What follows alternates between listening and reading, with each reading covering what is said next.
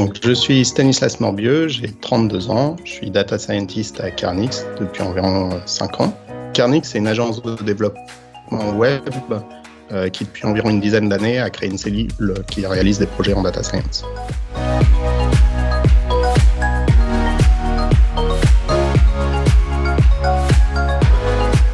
Donc, j'ai fait une école d'ingénieur en informatique avec des spécialités en mathématiques financières, en web sémantique et en recherche opérationnelle. Et ensuite, j'ai fait un master spécialisé en machine learning à l'université Paris-Descartes.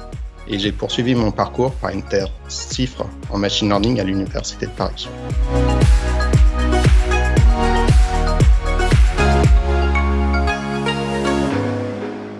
Donc, les tâches que j'ai réalisées sont presque toutes les étapes d'un projet data, c'est-à-dire que ça commence par un appui aux commerciaux pour évaluer les potentiels projets, pour formaliser les besoins. Et ensuite, une fois que le projet commence, il y a une très forte interaction tout au long du projet avec le client pour bien cerner son besoin et pour proposer des solutions adaptées. Et pour la partie réalisation, en fait, ça se traduit par un cycle de développement et d'analyse et le cas échéant, une mise en production.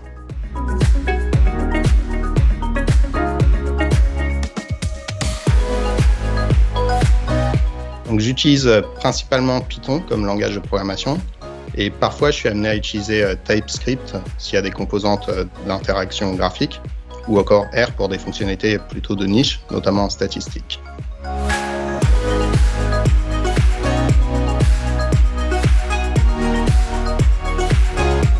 Donc, mon équipe elle est constituée de data scientists et de data engineers. Mais je suis amené à travailler très étroitement avec une équipe d'infogérance, c'est-à-dire des DevOps, pour tout ce qui est mise en production. Et je travaille aussi avec des développeurs web pour intégrer la solution IA dans une plateforme plus complète. Et ça m'arrive aussi de travailler avec l'équipe design pour que l'expérience utilisateur elle soit optimale.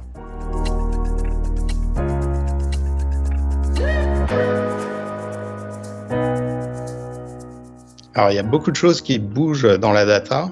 Je dirais que sur le plan de la recherche, il y a ce qu'on appelle les transformers qui sont à la mode parce qu'ils ont permis des avancées assez spectaculaires, notamment dans le traitement du langage naturel. Et sinon, d'un point de vue business, en fait, il y a un peu tout qui est en ébullition. Donc, que ce soit dans l'industrie, le commerce B2B, même l'art aussi, on peut créer des œuvres grâce à ça. Donc, apparemment, il y a aucune limite.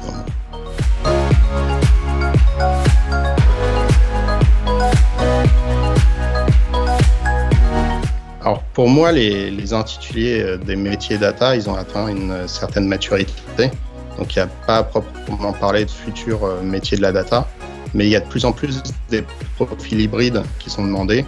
Donc par exemple, il y a ce qu'on appelle les machine learning engineers, qui ont un profil un peu intermédiaire entre le data engineer et le data scientist, puisqu'ils doivent mettre en production des modèles de machine learning et donc avoir une connaissance approfondie à la fois des modèles, mais aussi de la stack technique.